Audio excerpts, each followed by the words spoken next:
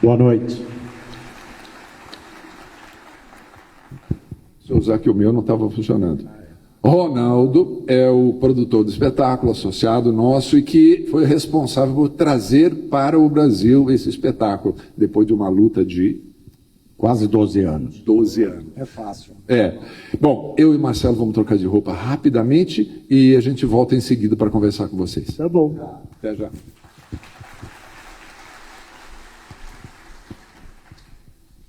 Enquanto isso, a gente fica na fogueira. Ah, vai mesmo. Bom, nós estamos aqui com Marcos Lacerda, ele é psicólogo, mestre em psicologia social e dono do canal Nós da Questão, no YouTube, com mais de 2,5 milhões de inscritos e mais de 600 mil seguidores no Instagram. Ele é colunista da revista Vida Simples, é autor dos livros que compõem a trilogia do amor: Amar, Desamar, Amar de Novo, Amar-se. Uma viagem em busca de si mesmo. E Amar e Ser Livre é Possível. E Entrevista com a Solidão, da VR Editora. E o Valdinei Ferreira, que é pastor, professor da Faculdade de Teologia da Igreja Presbiteriana Independente do Brasil, doutor em Sociologia pela USP, é colunista da Folha de São Paulo, escrevendo sobre religião e sociedade. É autor de Protestantismo e Modernidade, da Utopia à Nostalgia, e pesquisador da área de religião, espiritualidade e saúde mental. E fundou em 2023 o Mapa Centrante, iniciativa voltada para o ensino da meditação cristã e promoção da cultura da paz. Eu vou dar alguns minutos para vocês colocarem suas impressões, o que vocês acharam da peça, do texto. Quem começa? Por favor, não. Quero registrar a minha satisfação, alegria de estar aqui e fiquei muito feliz em que o Marcos estaria, já o conhecia do YouTube, acompanhando o canal, com contribuições belíssimas, reflexões. E a peça provoca em mim reflexões muito fortes, né, sobre, por exemplo, a guerra, né, todo o contexto do diálogo e, ao mesmo tempo que eu ouvia e pensava na permanência da guerra hoje, e mais que isso ainda, a guerra hoje associada ao nome de Deus, a razões religiosas, como a gente tem visto. Também a sensação da fragilidade humana, mais do que pensar sobre Deus durante a peça, eu pensei sobre o que é o humano, o que é a humanidade. Isso, na fragilidade dos personagens, né, na beleza do diálogo, isso veio muito forte, né? E muitas outras questões que a gente pode ir desenvolvendo aí no diálogo, mas essas duas ficaram muito presentes, né? 1939, hoje 2026, e a guerra uma realidade intensa ainda, e a associação da guerra com a própria religião, e ao mesmo tempo a humanidade, né, gritando nos dois personagens. Eu? Tá. Começar com uma provocação. Não precisam responder, mas respondam para vocês. Por que vocês estão aqui? Por que vocês vieram? Por que vocês ficaram depois da peça? E o porquê vocês ficaram, muito provavelmente, tem muito a ver com a peça também. E aí talvez valha entender o contexto dessa peça. A última sessão de Freud. Por que a última sessão de Freud?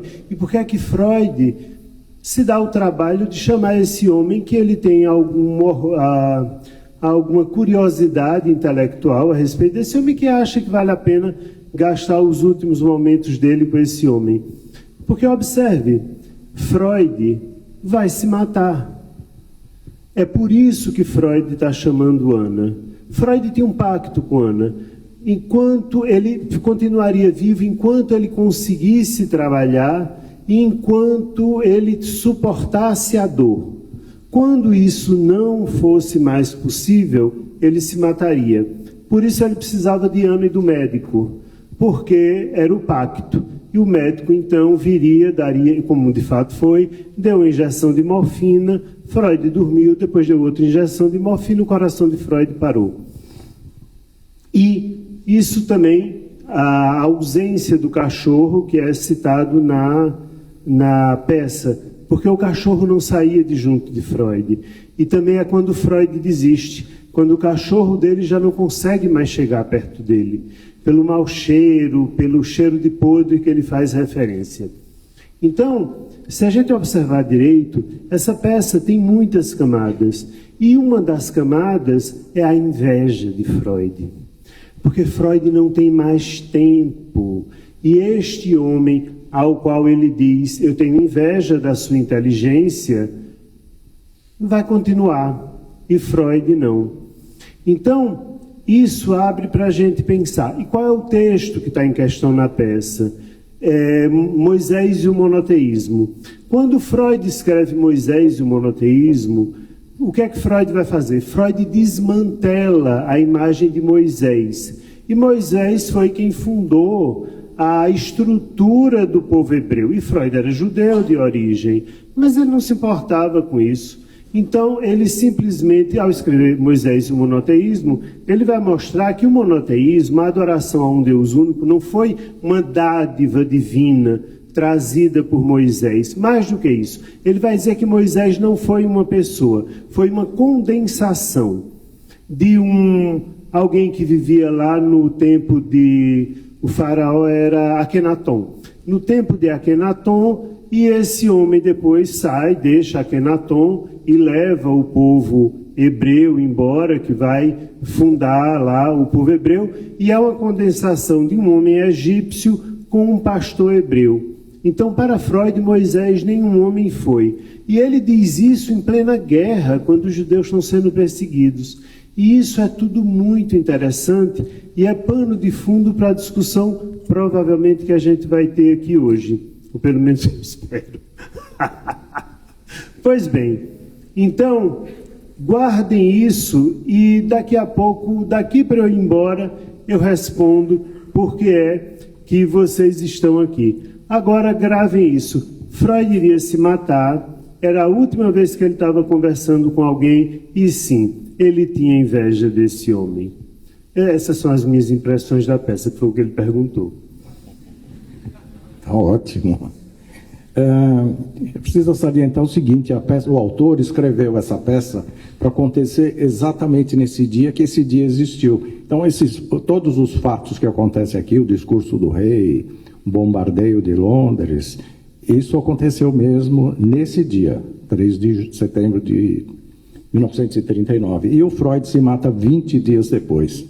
Por isso que o autor chama de a última sessão de Freud. Mas eu tinha uma outra pergunta, mas eu vou inverter. Você acha que o Freud da peça é fiel ao Freud histórico? Ou ele foi mais humanizado, o autor deixou ele mais vulnerável? Não, ele deveria estar mesmo vulnerável, ele já estava velho, estava para morrer. Agora é preciso entender o seguinte, vamos separar religiosidade de espiritualidade. Religião, eu estou ligando à questão institucional, tá? Então, assim, é possível ser um psicanalista religioso? Perfeitamente. Nós temos grandes nomes da psicanálise que são religiosos. Françoise Dolto, por exemplo, é uma grande psicanalista e muito religiosa. Foi uma grande psicanalista muito religiosa. Agora, era possível criar a psicanálise sendo religioso? Não, não dava. Freud não podia. Ele não tinha como inserir todos os conceitos sobre sexualidade e sobre moralidade no século XIX se ele tivesse preso a uma religião. E para Freud, o que ele vai dizer no final das contas é que a estrutura da religião é a estrutura do infantil. Não do infantil no negativo, mas a gente precisa dar forma, a gente precisa explicar o que a gente não consegue explicar. Então, a religião, ela é uma esperança coletiva para o que a gente não tem resposta. É isso que ele vai dizer. Então, quando ele escreve O Destino de uma Ilusão, observe, ele fala de ilusão quando está falando de religião. Em Um Destino de uma Ilusão, ele vai falar exatamente isso. Qual é o destino, afinal de contas, da religião? Ele vai dizer que a religião, se por um lado ela dá amparo, ela dá conforto, ela dá ética, mas ela também cria uma armadilha. Ela cria subserviência, ela cria pessoas que não vão questionar, ela cria obediência. Nesse sentido, Freud não é original. Ele está com Marx, né? Quando Marx dizia que a religião é o ópio do povo. Mas é preciso entender isso. Para fazer toda a construção da psicanálise que Freud fez, ele não teria conseguido se ele fosse religioso, porque ele tinha que abandonar toda a moralidade do século XIX. Ana, por exemplo, Ana, a sexta filha de Freud, que o interlocutor faz, sim, Ana não está casada por quê? Ana não estava casada porque ela era lésbica. E Freud diz, ela não tem tempo. Mas, na verdade, Freud lidava com uma série de desejos sexuais, homossexuais, morais, amorais, fantasias, que não dava para construir isso. Porque qual era o objeto de Freud? O inconsciente. Ele queria entender o inconsciente. E não entenda o inconsciente como um depósito, tá? Onde a gente guarda coisas. Inconsciente é um modo de funcionamento. E esse inconsciente precisa de tradução. E a religião é uma forma de tentar essa tradução. Qual é a outra forma? A arte. É por isso que vocês ficaram. É por isso que vocês estão aqui. Porque, de alguma forma, vocês também tentam dar conta de um enigma. O enigma que funda todos nós. Que é o enigma de dizer quem sou eu, para onde eu vou, o que é que eu estou fazendo aqui. E esse enigma pode ser traduzido de muitas formas. A religião é um deles. A arte é outra forma. E é isso que moveu vocês a estarem aqui agora. Nossa, já falei muito, desculpa. Pode falar, está muito interessante. Aliás, em cima disso, tem uma frase que eu gosto muito do Freud aqui na peça. Ele diz assim, para entrar no reino dos céus, você precisa voltar a ser criança. E religião é uma enfermaria. O senhor cresça, ele termina assim. Então é possível saúde mental com religião? A religião cura? É uma enfermaria para curar ou um lugar onde você deixa as pessoas doentes? Por favor, essa é sua. Eu suspeito que eu estou do lado da religião, né? Hoje, né, esse feriado de Páscoa, há 41 anos eu me converti, exatamente num feriado de Páscoa, adolescente ainda. E, sem fugir da sua questão, a religião tanto cura quanto adoece, tanto adoece quanto cura. A gente tem caminhado bastante para separar espiritualidade e religião. Muitas pessoas vão experimentar a espiritualidade dentro de estruturas institucionais, religiosas. Muitas pessoas vão adoecer dentro dessas instituições e dessas estruturas. E muitas pessoas vão experimentar a espiritualidade. Aqui eu estou me referindo à espiritualidade, a essa experiência do sagrado, a esse encontro com a beleza, esse momento em que você experimenta a salvação, entendendo salvação não como uma vida pós-morte apenas no sentido cristão, mas como esse arrebatamento, essa hora em que você tem a experiência de algum sentido, né? Um sentido que é provisório, um sentido que é momentâneo, mas com o qual você é visitado, né? Quando você faz referência ao momento que Freud questiona, né, dizendo se quiser entrar no reino dos céus tem que se tornar como uma criança, eu também me lembro da Adélia Prado, num verso belíssimo que ela diz: meu Deus, me cura de ser grande, me dá 5 anos outra vez, me toma pela mão. A experiência da salvação vem dessa experiência de renunciar a ser grande, no sentido de perceber a nossa precariedade, a nossa provisoriedade, não é? Que esse fim ele nos visita a todo momento, né? E esse encontro com a finitude, mas encontrar sentido nisso e que a experiência da vida vale a pena, é encontrar a espiritualidade e a salvação, né, no sentido mais amplo possível daquilo que é a experiência espiritual propriamente dita.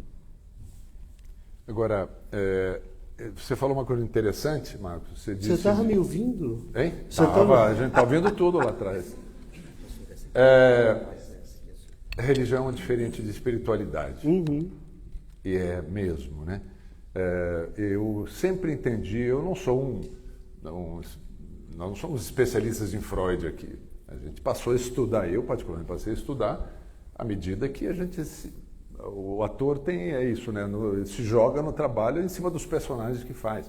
Vou estudar e continuo estudando, e a gente não para, né? A gente está há 4 anos e fala, você entende o que de Freud? Quase nada, porque é um ser impressionante. Mas essa reprodução dos diálogos que eles têm aqui é muito semelhante ao que o Freud teve com o Pfister, um pastor protestante, e passaram a vida debatendo sobre isso, né? E eles falavam justamente sobre isso. Você mencionou, e o Pfister fala para o Freud isso.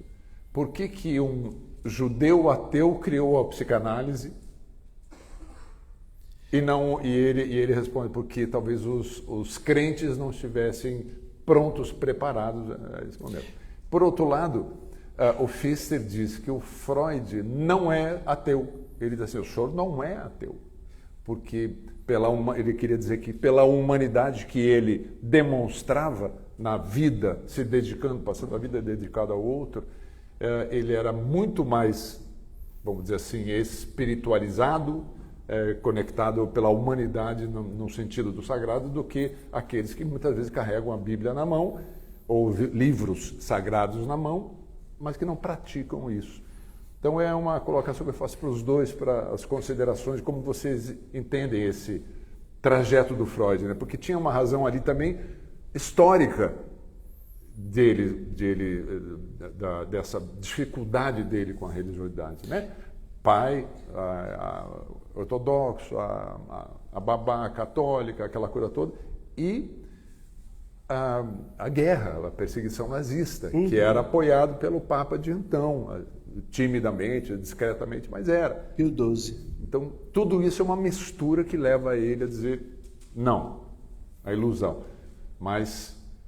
É interessante você trazer Pfister, porque Freud deixou isso muito claro. Ele escreveu que ele tinha muito medo que a ciência que ele estava inventando caísse na mão de médicos ou de religiosos.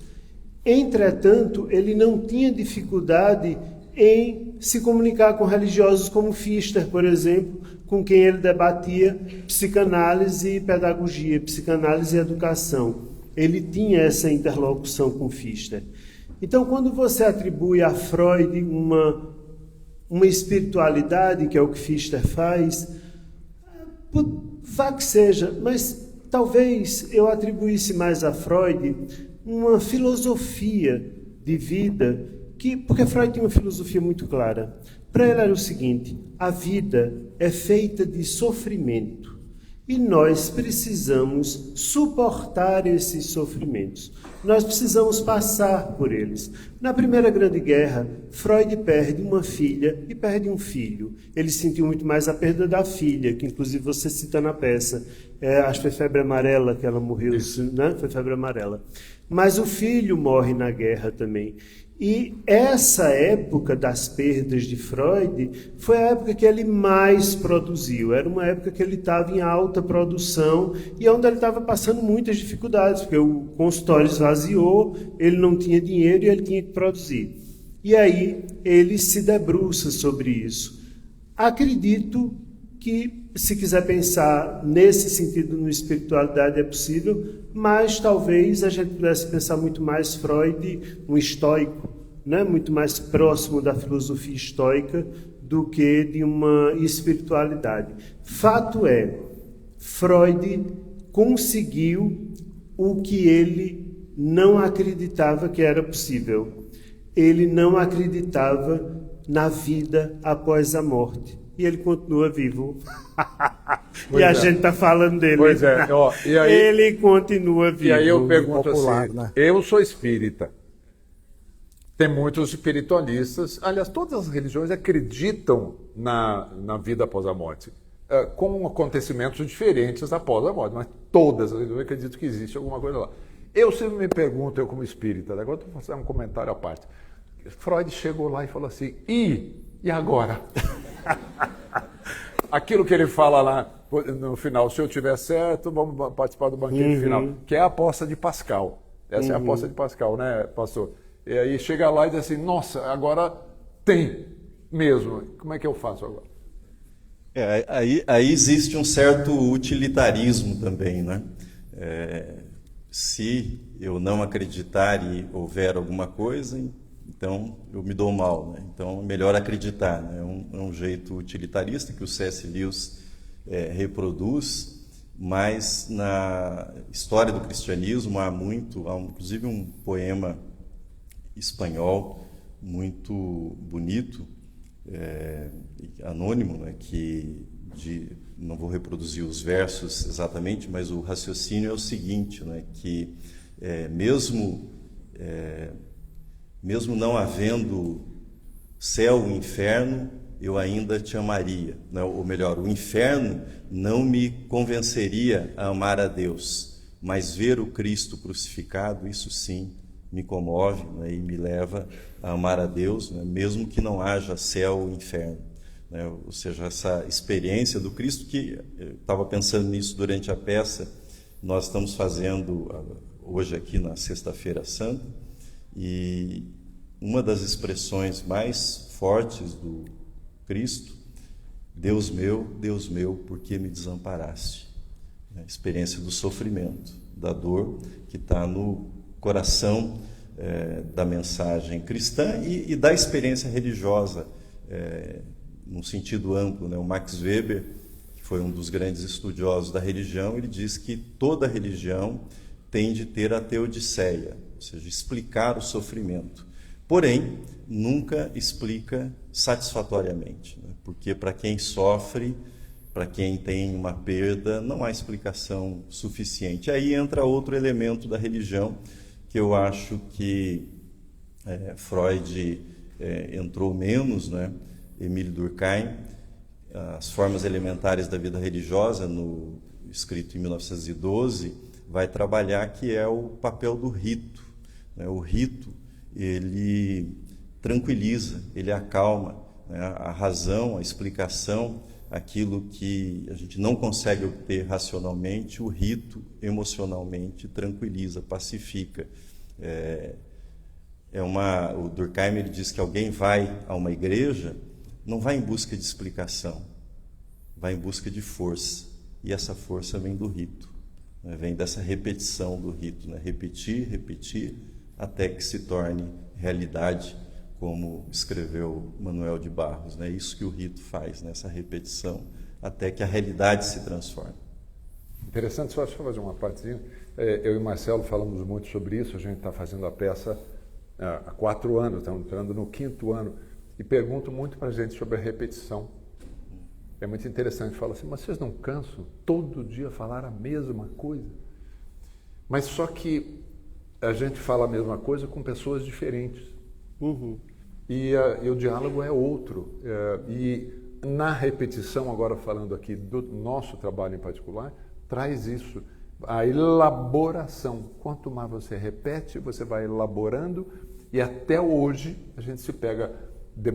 que a gente fala na peça que a gente não tinha pensado no sentido que ela tinha. Até hoje, nós já passamos de 400 apresentações. Já foram mais de 180 mil pessoas. Diga. E nesse sentido que eu acho que muitas vezes a discussão sobre religião ela é uma discussão sobre as ideias religiosas. Há um sociólogo francês, Jean-Paul Villeme, que ele estuda o protestantismo e o catolicismo romano, e ele diz que o protestantismo, né, que era a corrente do C.S. Lewis, que o protestantismo se concentra na discussão de ideias. E aí ele ironiza dizendo: as teologias, no sentido de ideias, de ideologias, passam, mas a missa fica. Honestamente, eu não acho que Freud ele se opunha da maneira como ele achava que se opunha, ou a ideia dele não se opõe como ele achava que se opunha. Porque você disse uma coisa que é o pilar da análise, é recordar, repetir e elaborar. É assim que a cura se dá na análise. Você recorda, repete na transferência e elabora na transferência. Por isso que um psicanalista da Universidade de Goiás, que nós estávamos lá, e perguntaram para mim, você faz psicanálise? Eu falei assim, não, nunca fiz. Ele falou, faz sim. Faz sim, todos os dias, com Freud. Repetindo e elaborando. Então, assim, porque se a gente observar, o que Freud faz é colocar, tirando a fé, a estrutura limpa. Porque a religião ela está colocada no molde infantil. Talvez porque seja como a gente consegue colocar. Então você tem Deus Pai, Todo-Poderoso que pune, que castiga, é o Deus infantil. A mãe, igreja e o filho. E aí você tem a estrutura edipiana repetida aqui. Igreja, mãe, Deus Pai e eu, filho. E aí o Édipo se repete nessa triangulação. Outra coisa que está lá, nisso a Igreja Católica acertou. A confissão nos salva do inferno. É verdade. Freud tinha razão. Falar salva. Quando você confessa seus pecados, você se salva do inferno. Pelo menos do inferno interior, você se salva. E esse inferno, pode crer, esse é o pior. Você tem que conviver com ele todo dia. E é ruim, é dolorido esse inferno. Mas a gente precisa falar. Quando a gente fala, quando a gente confessa, a gente se salva do inferno. Muito bom. Muito bem. Nós temos um microfone na plateia e quem gostaria de fazer pergunta para qualquer uma daqui, está ali em cima, desce mais para cá. Quem levantar a mão? Alguém levantou? Aqui na frente tem uma pessoa que levantou a mão. Vocês vão aí... De mostrar um ponto de vista meu. Eu sou cristã, sou evangélica. Em alguns momentos se falou sobre o sofrimento humano, né? Eu queria mostrar aqui. Yasmine. Sou de Londrina, Paraná. Ah, é? Legal. Assim. Passou um tempo assim. Tá, não, rapidinho. Como que eu vejo a questão do sofrimento, que não é Deus que pune. Eu vejo assim, quando Deus criou o mundo, Adão, Eva, que é uma forma simbólica de se mostrar como se criou o mundo, né? A árvore do conhecimento do bem e do mal e a árvore da vida. Na Bíblia fala que a árvore somos nós e os frutos somos o que nós fazemos, coisas boas ou ruins, frutos do Espírito Santo ou frutos ruins, né? Que a gente já sabe quais são. A partir do momento que Deus criou o mundo, Ele criou tudo perfeito para a gente ser feliz. Criou primeiro tudo, as árvores, o mar, para depois, por último, criar o homem, para a gente viver feliz e pleno. E Ele falou, não toca nessa árvore, que é do conhecimento do bem e do mal. Ou seja, Ele fala assim, você vai olhar o que eu falo para você ser feliz. Se você querer comer do seu fruto, do seu conhecimento, da ciência do bem e do mal, você vai se dar mal, porque a gente não tem capacidade para saber o que é bom e o que é ruim. Não tem como explicar uma coisa espiritual de forma científica, né? Porque se Deus fosse Deus, se a gente acreditasse num Deus que coubesse na nossa mente, seria um Deus muito pequeno, né? Então Deus nunca vai caber na nossa mentalidade. E aí, a Bíblia é como se fosse um manual de instrução do nosso Criador, que nem quando a gente compra uma televisão. Quando a gente vai colocar aquela tomada no manual está falando, liga no 110. Eu falo, não, eu quero ligar no 220. O que vai acontecer? Vai explodir. A mesma coisa que acontece quando nós desobedecemos o que Deus fala para a gente na Bíblia. E a gente é teimoso e a gente sofre por causa das consequências do pecado, das nossas decisões, dos nossos antepassados. Doenças, são tudo consequências do pecado também. Não da pessoa, mas dos ancestrais também. Tem uma pessoa aqui na frente. Aqui, Aqui, Vinícius. Obrigado.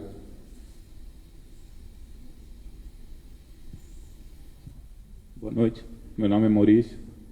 Primeiro eu gostaria de parabenizar pela peça maravilhosa. Eu vi aqui um debate muito grande na peça entre a ciência e a religião e a espiritualidade. E o professor Marcos nos trouxe que geralmente a religião traz essa forma dessa nossa criança buscar entender o inexplicável, o que a gente não tem explicação. Eu gostaria de saber se a gente não enxerga isso também na ciência teórica, porque a gente tem muitas teorias que nós acreditamos cegamente. Teoria da evolução, teoria do Big Bang. São teorias, não são comprovadas. Essa nossa criança também não busca essa? Busca. Na ciência também? Busca. Só são deuses diferentes. Busca. A ideia da onipotência da ciência é tão infantil quanto a ideia de um Deus onipotente que resolve tudo. A questão é que a gente precisaria, para ser um pouco mais maduro, se entregar ao mistério e simplesmente dizer: eu não sei, eu não entendo, eu não tenho explicação. Mas a gente não se entrega a isso. Desde o tempo das cavernas, caía um raio, não sabia o que era, os deuses nos castigaram, então não sei, caiu, não sei explicar. É tão difícil para a gente dizer: não sei, não entendo isso. Não, a ciência vai explicar. Não explicou, Deus vai explicar. Alguma coisa vai explicar. Porque a nossa mente, ela quer uma explicação. E isso é muito visível em pessoas que você hipnotiza. Se você hipnotizar uma pessoa e disser a ela: quando você abrir os olhos e eu disser a palavra vermelho, você vai abrir um guarda-chuva. Aí você está falando, diz vermelho, ela abre um guarda-chuva. Aí você pergunta: por que você abriu um guarda-chuva? Ela inventa um motivo. Ela não sabe dizer: não sei porque abriu o guarda-chuva. Esses somos nós. Essa é a nossa criança querendo tradução. E aí, sendo nesse sentido não freudiano, mas laplanchiano, Laplanche vai dizer que o que nos funda é o enigma. E que a gente vai passar a vida tentando traduzir o enigma. A arte é uma forma de tentativa de tradução do enigma. Não. Passamos adiante. Quem mais? Olha ali. Vinícius,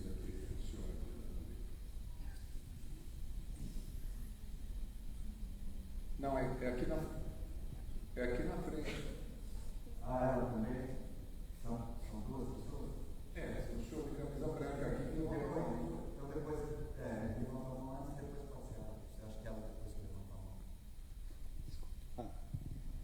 Gente, eu vou apenas pensar alto. Não tô, uma coisa que hoje me preocupa, assim, por que no Ocidente muitas guerras estão por causa de Deus? Essa é uma pergunta que a gente tem que pensar. Cristãos contra muçulmanos, judeus contra os persas lá, não? Eu acho que... cristãos contra cristãos também. Cristão contra cristãos, não é?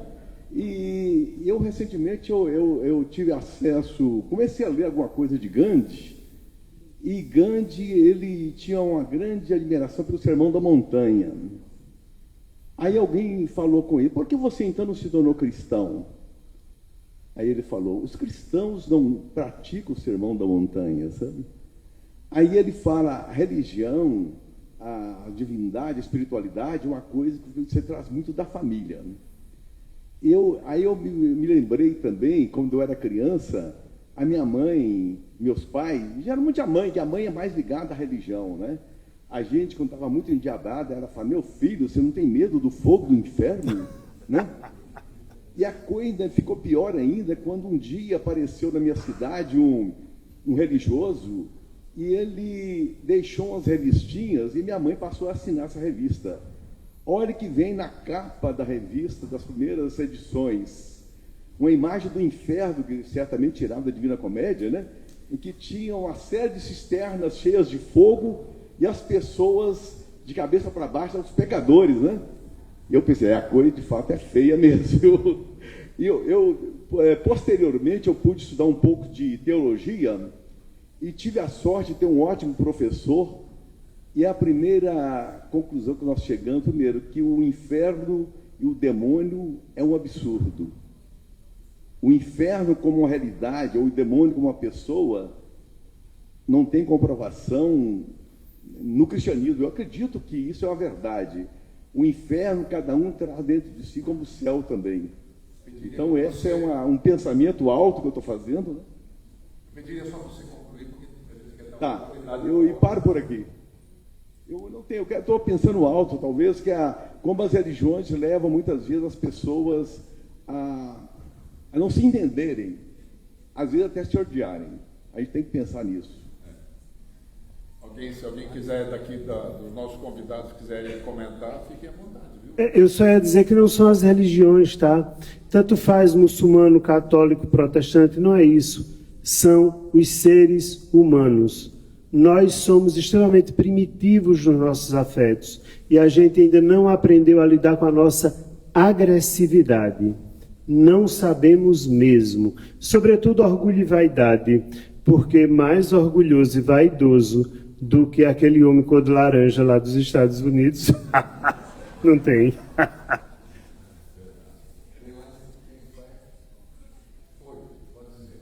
Boa noite. Eu queria fazer uma pergunta. Eu sou Raíra e eu falo de Belém do Pará. Eu queria fazer uma pergunta sobre a questão do Freud, o diálogo que me remeteu. A questão do amplo intelecto dele, atrelado ao ceticismo, também não é uma maneira de limitação do entendimento do outro, assim? Como vocês, como psicólogos e analistas da área, entendem esse contexto? Não sei se me fiz clara.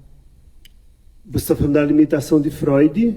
No sentido do amplo intelecto associado ao ceticismo, quando ele diz que ele acredita na verdade, mas eu acredito que a verdade é subjetiva, né? Cada um tem a sua verdade.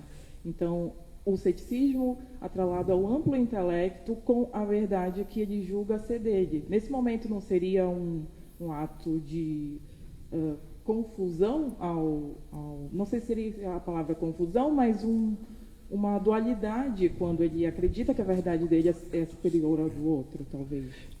Seria, mas você tem que considerar uma coisa. Freud estava criando uma nova ciência e ele errou muito. Por exemplo, a gente tem uma falsa ideia de que existe um eu. Na obra de Freud, eu posso citar pelo menos 5 eus diferentes. Tem o super-eu, tem o eu ideal, o ideal de eu. São vários eus. Agora, Freud errou muito. Se você observar, Freud analisou a filha. Freud botou a filha no divã. Não é à toa que Ana não deu para nada. Ana não dá, né? Ana não foi grande coisa. Fez algum sucesso em Londres. Mas ele disse que ela era muito respeitada. Ela era em Londres. Mas ela não foi muito além disso. A filha aqui, né? Ela não foi muito além disso. Porque você ser analisado pelo pai, você sentar, deitar lá e dizer a seu pai das suas fantasias sexuais, realmente é para você não ser nada na vida. Muito bem. Temos mais... dá tempo para mais uma pergunta. Então, vai lá, leva lá. Já está lá? A gente daqui não enxerga por causa da luz. Opa, boa noite, tudo bem? Meu nome é Aline, eu sou aqui de São Paulo. Eu só fiquei com uma curiosidade, eu queria saber a opinião tanto religiosa quanto de um psicanalista. Eu acho que a psicanálise, ela fala muito de culpa, e a religião traz muito essas... Estou tentando falar do jeito mais delicado, mas eu acho que os pecados, as limitações, na opinião de vocês, a religião, ela vira um suporte ou um gatilho? Pastor, acho que agora é com você. Eu vou deixar falar sobre gatilho e ele falar, né? Eu vou falar da questão da culpa, né? A discussão da vergonha, né? Quando o C.S. Lewis argumenta fervorosamente, né? O papel que a vergonha desempenha, isso é muito forte na religião, é muito forte no processo de interiorização das normas religiosas, né? Sentir essa vergonha na forma da culpa, mas assim como a ciência se desenvolve, evolui, né? Também correntes religiosas, né? Não posso dizer que toda religião, mas correntes religiosas também fazem a autocrítica, né? Inclusive dialogando com as ciências, né? E a psicanálise é uma delas. E hoje a compreensão teológica que a gente tem trabalhado, né, insistido, é na perspectiva de que a gente troque a vergonha, a cultura da vergonha, ou da vergonha e da honra, pela cultura da dignidade humana. Todos os seres humanos são dignos porque são feitos à imagem e semelhança de Deus, segundo o próprio Gênesis diz. Então, entender, né, e trabalhar a culpa nesse registro de vergonha e honra é uma coisa que faz muito mal para as pessoas, adoece muito. Eu já tive a oportunidade de ouvir, né, pessoas pastoralmente, e a pessoa criada na religião, no caso presbiteriana, vivendo uma crise pessoal, né, uma depressão, e me dizer assim, criada por uma mãe muito rigorosa, e me dizer, olha, eu tenho muita dificuldade, eu não acredito que Deus me ama, mas eu acredito no inferno, e que eu irei para o inferno. E isso fundamentado na vergonha, né, em comportamentos que ela negava. Então, trabalhar a graça de Deus, o perdão, sobretudo na forma da dignidade humana, né, e sair da cultura da culpa, da vergonha, para a cultura da dignidade. Né? Todos os seres humanos são dignos porque são portadores da imagem e semelhança de Deus, né? E trabalhar isso eu acho que é muito importante hoje, para que a gente possa também, como religião, aprender, né, e não repetir os mesmos erros, né, seguidamente. Só complementando, a culpa muitas vezes não dá para dizer 100%, mas muitas vezes a culpa é só uma tentativa de controle. A gente, como eu já disse, tem muita dificuldade de abrir mão do controle. Então, sentir culpa, por incrível que pareça, alivia. Porque o casamento acabou porque eu não fui de tal maneira, se eu tivesse sido de tal maneira. Você não controla tudo. E muitas vezes se culpar é uma forma de reaver para si a fantasia de controle. Eu poderia ter feito, eu poderia... Bom, não adianta eu olhar para o passado com o olho do presente. Quem eu sou hoje não é quem eu era há 5 anos atrás. Há 5 anos eu fazia coisas completamente diferentes do que faço hoje. Então, se alguém aqui carrega alguma culpa muito forte, pergunte-se, é culpa ou é só desejo de ter controle sobre a situação, né? Eu podia ter salvado meu pai, eu podia ter salvado minha mãe, eu podia ter feito... Será que podia mesmo? A gente às vezes só quer ter controle sobre o incontrolável. E a vida é imprevisível. E o bom dela é isso. Não é controlável. A vida não é controlável. Não é imprevisível. É, exatamente. Muito bem.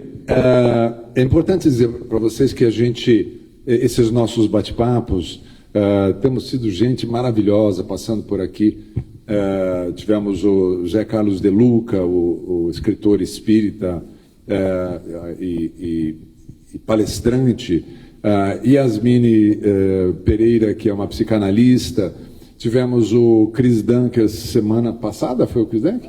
Semana passada, e a Monja Cohen aqui debatendo, e todos esses debates estão no nosso Instagram, Freud, _ a última sessão, e também no YouTube, a gente está postando lá, porque as conversas são tão bacanas, tão inspiradoras, que é importante a gente deixar lá para outros, tem pessoal em casa nos assistindo agora. Importante dizer também, Mayra, né? Mayra está aí ainda? Está aí? Tá, lá de Belém, né? Já fomos a Belém esse ano, vamos voltar esse ano também. Vamos estar em setembro, acho que lá em Belém. E é importante para vocês que têm amigos fora, no nosso site www.freud.art.com.br, tem lá toda a programação das cidades que a gente vai percorrer novamente esse ano. Já temos a programação para o ano todo e espero te encontrar lá, Mayra, em Belém novamente, viu? Muito bem. Eu vou propor agora que a gente faça uma passada geral, cada um fazendo as suas considerações, para a gente encerrar, porque tem aí senão o debate fica maior que a peça, né? Mas é bom, a gente gosta, mas é que o teatro tem as suas limitações de horário aqui. Mas podem considerações à vontade. Tá. Pessoal, agradecer a presença de vocês, a presença de vocês dois, que tornaram nossa noite muito mais rica, muito aprendizado, muita escuta. A peça fala de escuta, né? Ela fala de escuta também.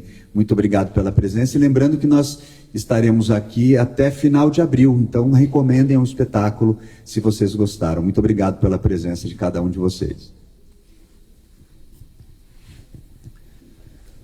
Foi um privilégio vê-los, né? E um privilégio também participar dessa conversa. E a minha mensagem, diante da nossa reflexão aqui, foi levantada a palavra mistério. E Deus tem muitos nomes, há muitos ritos, muitas crenças, mas por detrás, né, de tudo isso está o grande mistério. E a nossa entrega a esse mistério, que no cristianismo nós damos o nome de fé, é o ato corajoso, esperançoso, mas sobretudo uma atitude de amor, né? A palavra que permanece e a definição joanina que nós temos de Deus, Deus é amor. Então, onde o amor é realizado, é praticado, a presença de Deus está ali, né? Não garante tudo, não resolve tudo, mas é a experiência, o encontro com o amor que nos dá essa dimensão sagrada. Então, essa peça traz exatamente isso para a gente, né? Esse encontro com esse grande mistério da existência humana e da presença do sofrimento e da possibilidade de que o sofrimento não destrua o amor, mas possa recobri-lo ainda de uma camada mais nobre e corajosa.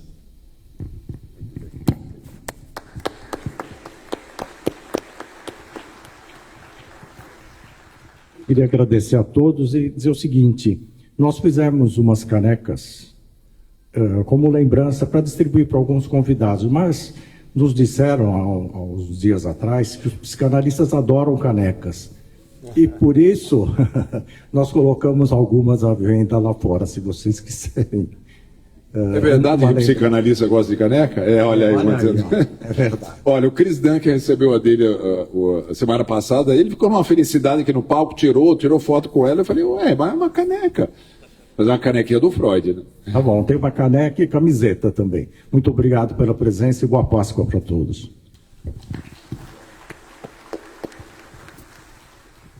Agradecer a vocês e aproveitar, já que é Páscoa, para contar talvez a experiência religiosa mais importante que eu tive na minha vida. Bom, eu nasci em 1800, né? Então, eu sou do tempo que a gente fazia primeira comunhão e era um negócio assim aterrador. O inferno, você vai, o pecado mortal, e eram coisas horrorosas que se dizia. Bom, quem me deu aula de catecismo era uma pessoa muito cruel mesmo. Ô, mulher cruel, ela deve estar no inferno, certamente. Se existir, ela está lá. Pois bem, mas um belo dia, eu encontrei um padre bondoso. Este padre, ele realmente transformou minha vida. Porque eu disse a ele o seguinte, eu disse, padre, me diga uma coisa, eu sou louco, quem me conhece sabe, eu sou apaixonado por cachorros. Sempre tive cachorros, tenho até hoje, são meus filhos. Eu disse, padre, me diga uma coisa, eu era um adolescentezinho, os cachorros têm alma? Ele disse, não. Eu disse, então eu também não tenho. Porque se o meu cachorro não tem alma, eu também não tenho. Porque não faz sentido. Como assim o meu cachorro não tem alma? Ele é um mamífero como eu. Eu vou para o céu e meu cachorro não vai? Não.